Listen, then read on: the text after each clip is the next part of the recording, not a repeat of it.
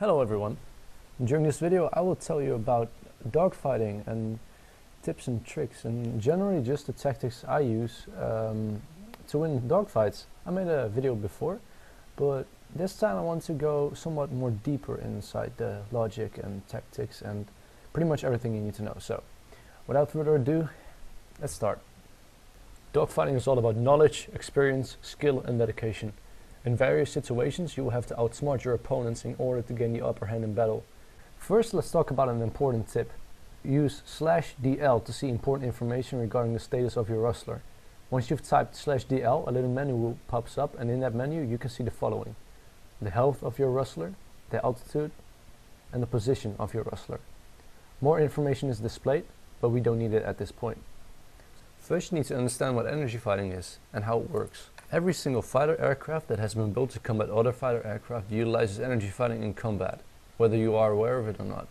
Understanding how energy fighting works can be quite difficult, but I will try my best to explain it. In energy fighting we have two energies: potential energy, which translates into altitude, and kinetic energy, which translates into the speed in which you travel. You can convert potential energy, altitude, to kinetic energy, speed, and vice versa. So basically, when I climb with my rustler, I'm converting speed to altitude, and when I dive down, I'm converting altitude to speed. It is crucial that a dogfighter learns how to use these energies to its strengths, and to spot weaknesses in the enemy's defense. Understanding these energies isn't as hard as it sounds. It's quite simple actually. To win dogfights you need to conserve both of these energies as much as possible. Never waste one of them, so to say. Let me give you an example. There is a limit on how fast you're allowed to go in San Andreas. Let's say it's about 300 kilometers an hour. A rustler normally flies at about 200 kilometers an hour, and when the rustler dives down he is able to reach the limit of 300 kilometers an hour.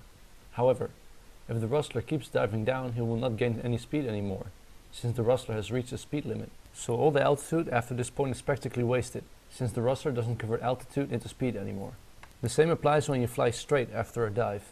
In the dive you've gained speed. After a while the speed you built up from the dive will disappear, so to say, and the rustler will fly at its normal speed again. So in this situation you also wasted speed.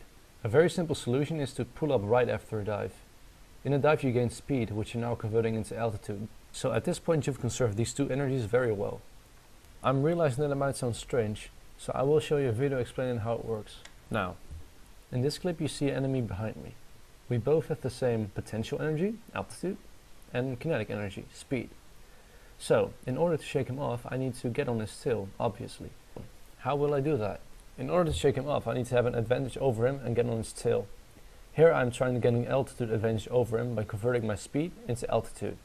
However, by doing this I now have a lower kinetic energy than him, so he's able to get to me very quickly and shoot me.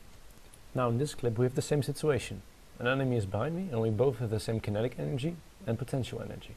However, this time I'm going to get a kinetic energy advantage over him instead of an altitude advantage. Here I'm diving down. I'm going down and I'm converting my potential energy, altitude, into kinetic energy, speed. Here you can see my enemy going to altitude. He's trying to evade me, so I'm not able to hit him. However, in this dive I gain a lot of speed and I'm using that speed to go back to altitude again and get on this level. Because the enemy climbed to altitude, he now has a low kinetic energy, a low speed.